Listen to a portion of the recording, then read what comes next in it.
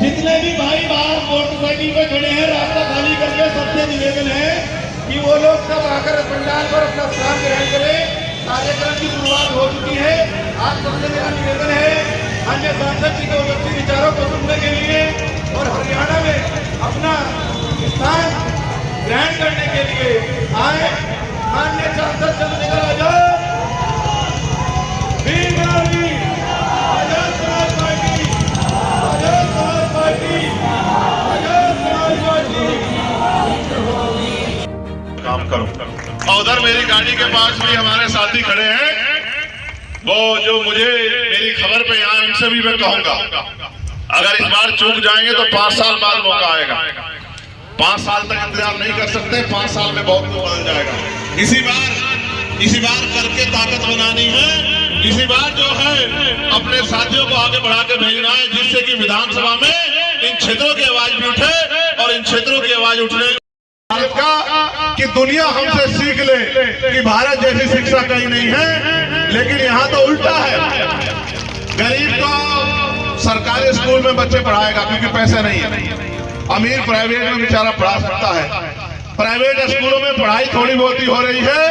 सरकारी स्कूल वालों को तो बेचारों को उनको मास्टरों की ड्यूटी कहीं पोलियो में लगा दी है, कहीं जनगणना में लगा दी, कहीं और लगा दी है।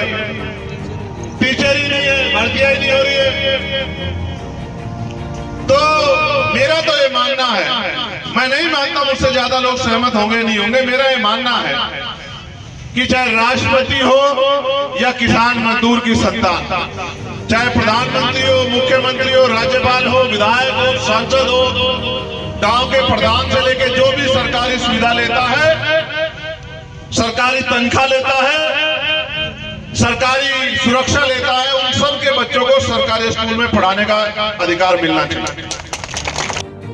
और ये जो उत्साह है ये वोटों में कितना तब्दील हो सकता है? 2 दिन पहले तय हुआ कि जब हम तेरा कपाल मोचन जा रहे हैं तो सढौरा और जगाधरी की तैयारी को भी जायजा ले लेंगे।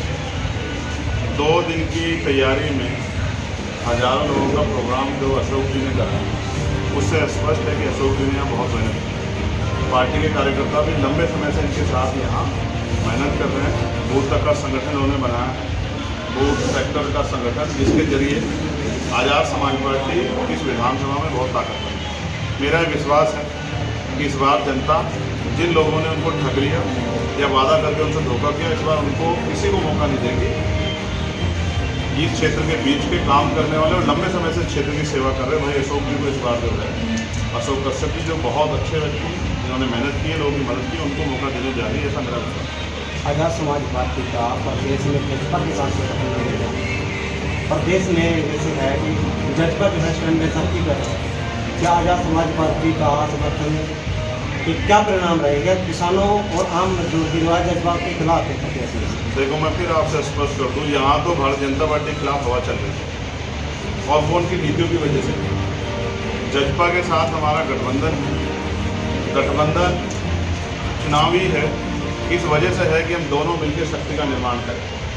वो भी नौजवान साथी हैं, मैं भी नौजवान साथी हूँ। पिछली बार किन परिस्थितियों में भारतीय जनता पार्टी के साथ रहे, और ऐसा भी जैसा मैं महसूस कर रहा हूँ, जिस तरह से वो मेंबर्स जा रहे हैं, अगर वो ना भी जाते शायद उनके सारे मेंबर ही चले जाते। तो अपनी पार्टी को संभालने के लिए शायद उन्होंने फैसला लिया था। इस बार हम लोगों ने तय किया है कि भाजपा और कांग्रेस से दूरी बना के हम लोग आज़ाद समाज पार्टी और जननायक जनता पार्टी के जरिए एक मजबूत विकल्प जो है वो हरियाणा को देंगे। हरियाणा का नौजवान, हरियाणा का किसान, हरियाणा का पहलवान, मैंने पार्लियामेंट से लेकर सड़कों तक हर मामले में मुद्दे को उठाया। आपको जानकर अचरज नहीं होना चाहिए कि जब हरियाणा को ओलंपिक में कम बजट अलॉट किया गया और गुजरात को ज़्यादा किया गया, किसी नेता ने आवाज़ उठाई, मैंने सबसे पहले आवाज़ उठाई। हरियाणा की पहलवान बेटियों के साथ जब जुल्म हुआ तो हमने जोर शोर से की आवाज़ उठाई। किसानों के हर मुद्दे पर हम लोग सड़कों पर रहे।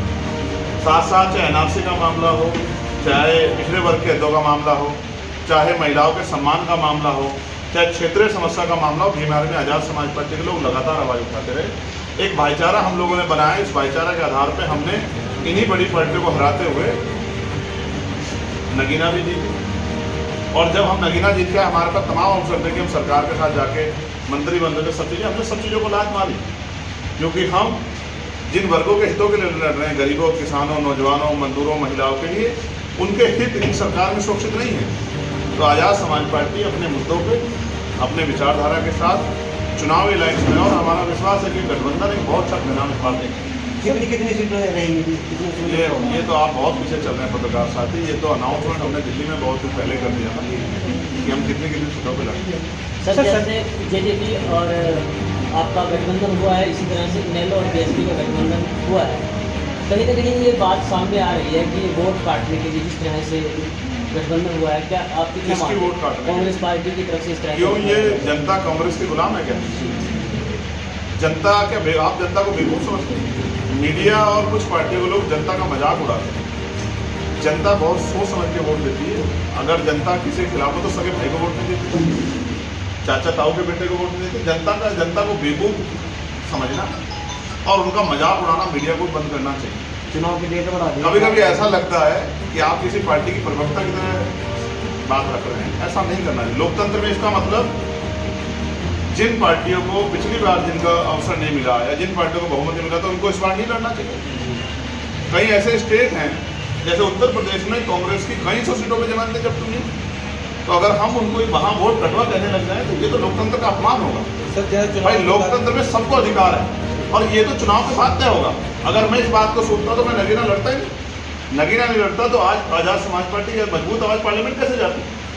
इस डर को, इस भय को, और ये स्थापित दलों के होते ही किसानों के अधिकार छिन रहे हैं, मजदूरों के अधिकार छिन रहे हैं, महिलाओं पर अन्याय अत्याचार हो रहा है और तमाम तरह से अधिकार वंचित किया। एक मांग मेरे सामने रखी गई, मैं मीडिया के साथियों के सामने रखना चाहता हूँ।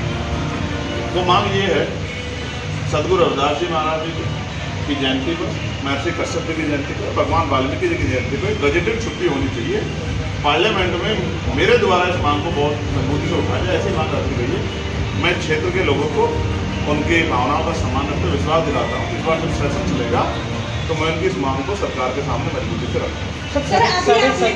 4.5 साल तक जेजेपी बीजेपी के साथ गठबंधन में रही है, तो जेजेपी ऐसी क्या चीज़ लेकर जाएगी सर 4 साल के बाद कि लोगों से वोट मांगे, क्योंकि उनके साथ सरकार में नहीं है, ऐसी क्या चीज़ है जिससे वोट मांगेगी? मैं फिर आपसे कह रहा हूँ, चुनाव के बाद के अलायंस परिस्थितियों के हिसाब से होती है। मैंने वो अलायंस नहीं किया, ना मैं उनको डिफेंड कर रहा हूँ। जो उन्होंने किया, जनता ने उसका गुस्सा लोकसभा में उनसे निकाला। लोकसभा और विधानसभा एक अलग अलग चुनाव, मैं आपको भी याद दिलाना चाहता हूँ। आपको भी हो सकता है। मैं फिर आपसे कह रहा हूँ, हमने काम किया। जहाँ आप उनके नकारात्मक पहलुओं पर जा रहे हैं, हमारे सकारात्मक पहलुओं पर जाइए कि हमने इन सभी मामलों में जान की बाजी लगा के लड़ाई लड़ी है। मैं आपको फिर याद दिलाना चाहता हूँ, शिवसेना जो आज इंडिया अलायंस का हिस्सा है, लंबे समय तक भाजपा के साथ रही है। नीतीश कुमार जी लंबे समय तक भाजपा के साथ रहे हैं और अभी वो इंडिया अलायंस में प्रमुख चेहरा भी बनने जा रहे थे।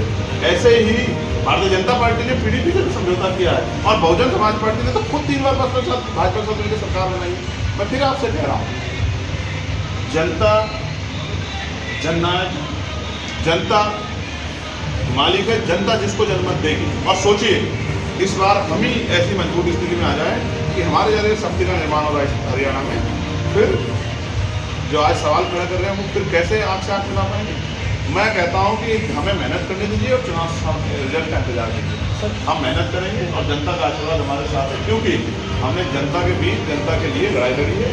और जनता का आशीर्वाद नहीं होता तो प्राइमरी स्कूल का मैं हेडमास्टर का बेटा आज लोकसभा का सदस्य नहीं होता। और देश में पूरे देश के किसान, कमजोरों, नौजवानों, महिलाओं, पहलवानों, गरीबों के लिए, मजदूरों के लिए आवाज है।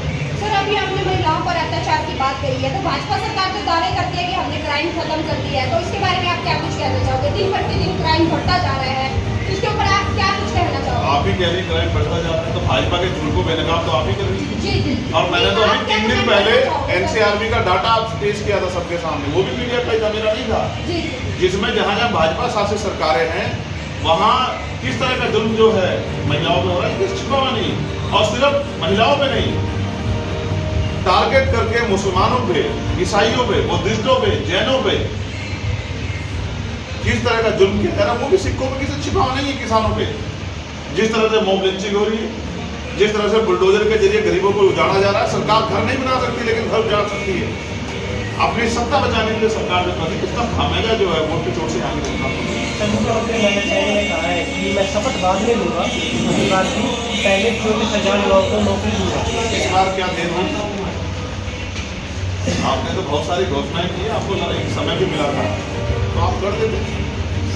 और मैं फिर आपसे कहूँगा, अगर सरकार इतनी ही नौकरी देने वाली होती तो निजीकरण करके आरक्षण को फिर बुखाराघात नहीं करती, आरक्षण खत्म करने के आप चुनाव की डेट लेट कर लिया, क्या काम मानते हैं जा सकता है? ठीक है। और 3-4 दिन का समय बढ़ गया, इस समय का सही यूज करेंगे। सर, हम पे कम साधन है तो पूरा हेलीकॉप्टर है, हवाई जहाज है, हम लोग गाड़ियों से थोड़ा ज़्यादा सफर तय कर पाएंगे। अपने प्रदर्शन जिताने के लिए ज़्यादा लोग भी चुनाव जितना लेट होगा भाजपा के लिए उतना नुकसान नहीं है। मैं नहीं कहता। जनता, हरियाणा की जनता को इसका फैसला। सर, आपके साथ सहयोगी जो गठबंधन है जेजेपी, वो कहता है कि हम किसी के साथ, खासतौर पर कांग्रेस के साथ नहीं जाएंगे। अगर ऐसी सिचुएशन बनती है कि आपके सहयोग से सरकार बनी, तो हम सरकार बनाने का काम करें। चलो आपके साथ जाने का काम है। मैं फिर आपसे कह रहा हूँ, सरकार बनाने का काम करें। जो भाजपा को रोकना चाहते हैं वो हमें शायद सहयोग करें, वो तो कई बार चीफ मिनिस्टर उनसे देख चुके हैं। इस बार हमारे लोगों को मौका दें और हम बताएं।